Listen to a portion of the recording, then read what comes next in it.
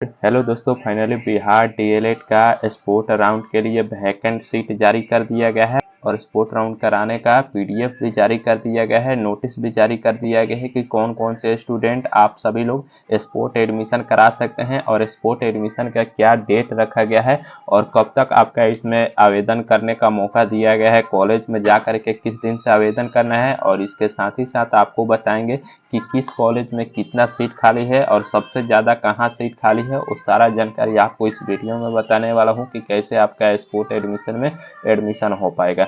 उससे पहले आपको ये वीडियो थोड़ा सा भी अच्छा लगे तो वीडियो को लाइक कर दीजिएगा और आप लोग हमारे चैनल को सब्सक्राइब नहीं किए हैं तो आपसे रिक्वेस्ट है कि आप इसे ज़रूर सब्सक्राइब करिएगा, ताकि जब भी इसके बारे में अभी स्पोर्ट एडमिशन का आवेदन कीजिएगा उसके बाद फर्स्ट मेरिट लिस्ट जारी किया जाएगा तो वो कॉलेज के द्वारा जारी किया जाता है। तो मैं आपको बता दूंगा कि कैसे फर्स्ट मेरिट लिस्ट आपको देखना रहता है और प्रोविजनल मेरिट लिस्ट क्या रहता है और आपका फाइनल मेरिट लिस्ट क्या रहता है वो भी आपको बताएंगे। सबसे पहले तो आपको इस ऑफिशियल वेबसाइट पे आ जाना होगा। इसके ऑफिशियल वेबसाइट का आने का लिंक जो है इसी वीडियो के डिस्क्रिप्शन में लिंक दे दी है, वहाँ पे क्लिक करके आप आ सकते हैं या अपने फ़ोन के गूगल पे चले जाना होगा। वहाँ पे डीएलएड बिहार बिना स्पेस दिए लिख करके सर्च कर देना होगा। उसके बाद जो फर्स्ट लिंक देखने को मिलेगा उसी फर्स्ट लिंक पे क्लिक करेंगे तो यहाँ पे देख सकते हैं इसके ऑफिशियल वेबसाइट पे आ सकते हैं। वैकेंट सीट देखने के लिए यहाँ पे आपको 15 नंबर वाले पे क्लिक कर देना होगा तो आपको वैकेंट सीट देखने को मिल जाएगा। यहाँ पे देख सकते हैं वैकेंट सीट ज़्यादातर सभी कॉलेजों में एक एक सीट बचा हुआ है, कहीं 2 बचा हुआ है, कहीं 4 बचा हुआ है, मतलब मैक्सिमम कॉलेज में एक एक सीट बचा हुआ है। तो कुछ इसी तरह से आपको चेक कर लेना होगा। आपको जिस भी कॉलेज में एडमिशन लेना होगा वहाँ का कॉलेज में कितना सीट बचा हुआ है आपको देख लेना होगा कि आपके कैटेगरी में सीट बचा हुआ है या नहीं।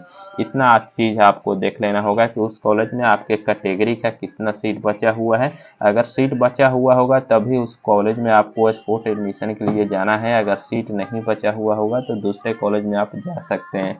वो कुछ इसी तरह से आपको चेक करना होगा। इसका पीडीएफ चाहिए तो इसी वीडियो के डिस्क्रिप्शन में व्हाट्सएप और टेलीग्राम का लिंक होगा, उसे ज्वाइन कर हमको मैसेज कर दीजिएगा तो मैं आपको तुरंत बता दूंगी। यहाँ पे देख सकते हैं इसमें सबसे ज़्यादा सीट खाली जो है अभी तक मुजफ्फरपुर में सबसे ज़्यादा सीट इसमें खाली है। कुछ इसी तरह से आपको चेक करना है और सबसे ज़्यादा एक एक सीट सभी कॉलेजों में खाली बचा हुआ है। और मेन है कि आपको कैटेगरी वाइज आपको देखना है कि किस कॉलेज में कितना सीट बचा हुआ है। अब बात करते हैं स्पोर्ट एडमिशन कराने का डेट क्या रखा गया है सभी कॉलेज में और कौन कौन स्टूडेंट आवेदन कर सकते हैं। तो यहाँ पे बताया गया है कि स्पोर्ट एडमिशन कराने वाले विद्यार्थी कौन कौन से हैं। तो एक नंबर में बताया गया है कि वैसे अभ्यर्थी जिनके द्वारा CAF यानी कि कॉमन एप्लीकेशन फॉर्म एवं शुल्क ऑनलाइन जमा किया गया था किंतु उनका चयन किसी भी चरण में नहीं हुआ है, ऐसे स्टूडेंट इसमें पार्टिसिपेट कर सकते हैं। और वैसे अभ्यर्थी जिन्हें प्रथम द्वितीय या तृतीय चरण में सीट आवंटन हुआ था लेकिन वो एडमिशन नहीं ले पाए वो भी इसमें पार्टिसिपेट कर सकते हैं। और 3 नंबर में बताया गया है कि प्रथम द्वितीय एवं तृतीय चरण में सीट आवंटन के आलोक किसी भी संस्थान में समर्पित नामांकन कोई भी अभ्यर्थी स्पोर्ट एडमिशन की प्रक्रिया में भाग लेने के पात्र नहीं है। यानी कि किसी भी स्टूडेंटों का प्रथम द्वितीय तृतीय अगर में नाम आया है, अगर वो एडमिशन नहीं ले पाए हैं तो स्पोर्ट एडमिशन के लिए गवर्नमेंट कॉलेज में पात्र नहीं होंगे और जो काउंसलिंग छूट गया है वो भी इसमें स्पोर्ट एडमिशन के लिए पात्र नहीं होंगे। अब यही चीज़ रहा है और इसके साथ क्या क्या डॉक्यूमेंट्स लगेगा आपको स्पोर्ट एडमिशन के लिए। तो यहाँ पे आप क्लियरली बताया गया है कि वैसे अभ्यर्थी जिन्होंने पूर्व में कॉमन एप्लीकेशन फॉर्म एवं शुल्क ऑनलाइन जमा किया गया है किंतु ये समिति के पोर्टल द्वारा अपना बार कोड या रेफरेंस नंबर डाल करके स्पोर्ट एडमिशन हेतु अपना CAF डाउनलोड कर लेंगे। यानी कि कॉमन एप्लीकेशन फॉर्म डाउनलोड करके जिस कॉलेज में आपको एडमिशन लेना होगा वहाँ पे आपको चले जाना होगा। और कॉमन एप्लीकेशन फॉर्म के साथ साथ यहाँ पे बताया गया है कि अभ्यर्थी जिस संस्था में नामांकन के लिए इच्छुक है वहाँ संगत अभिलेखों की प्रमाणित पत्र के साथ संस्थान में अपना नामांकन आवेदन समर्पित करेंगे। नामांकन आवेदन के साथ अभ्यर्थी सभी अकादमिक प्रमाण पत्रों आरक्षित कोटि यानी कि जाति प्रमाण पत्र से संबंधित प्रमाण पत्र यानी कि मार्कशीट भी आपको ले लेना है, जाति प्रमाण पत्र भी ले लेना है, सारा का आपको जिरक्स ले लेना होगा और वहाँ पे स्कोर कार्ड ले लेना होगा और CAF कॉमन एप्लीकेशन फॉर्म, ये सारा डॉक्यूमेंट्स ले जा करके जिस कॉलेज में आपको स्पोर्ट एडमिशन लेना होगा उस कॉलेज में आप ले सकते हैं।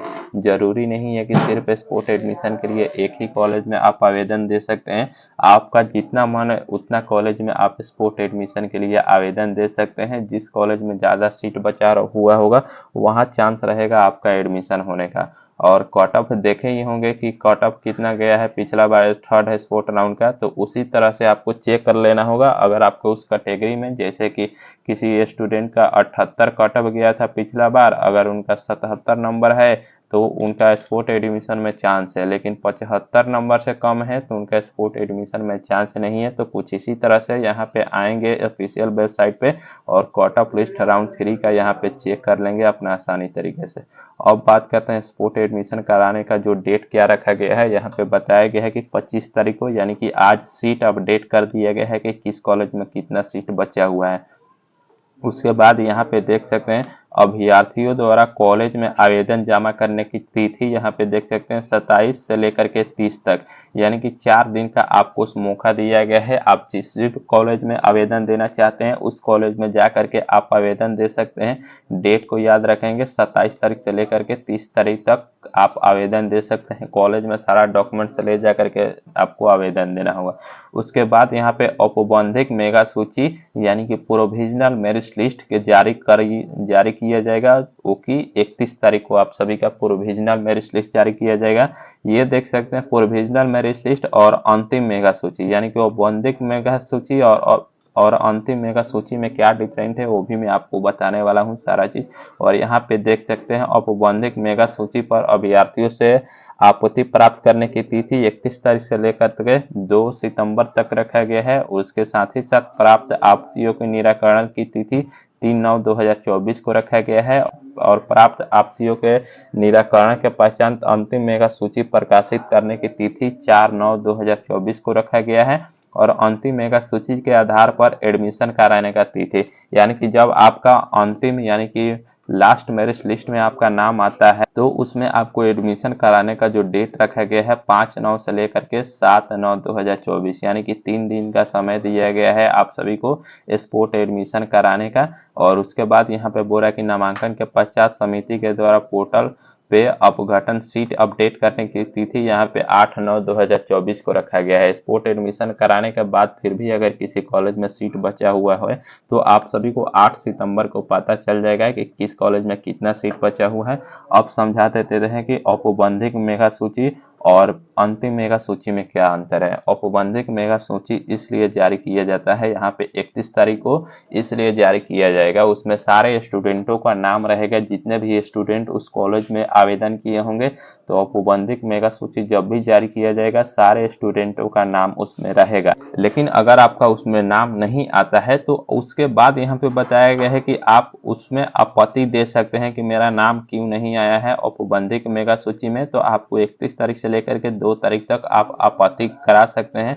उसके बाद यहाँ पे देख सकते हैं अंतिम मेगा सूची जारी करने की तिथि 4/9/2024, यानी कि 4 सितंबर को जो मेगा सूची जारी किया जाएगा उसमें अगर आपका नाम आता है तो ही आप सभी का स्पोर्ट एडमिशन हो जाएगा। और जो 31 तारीख को औपबंधिक मेगा सूची जारी किया जाएगा इसमें सारे स्टूडेंटों का नाम आएगा जितने स्टूडेंट अप्लाई किए होंगे। अंतिम मेगा सूची जब जारी किया जाएगा उसमें नाम आता है तो ही आप स्पोर्ट एडमिशन उसमें जो उस कॉलेज में जा करके जिस कॉलेज में आपका नाम आया होगा उसमें स्पोर्ट एडमिशन करा सकते हैं। डेट याद रखेंगे 5/9 से लेकर के 7/9/2024 तक आप स्पोर्ट एडमिशन करा सकते हैं।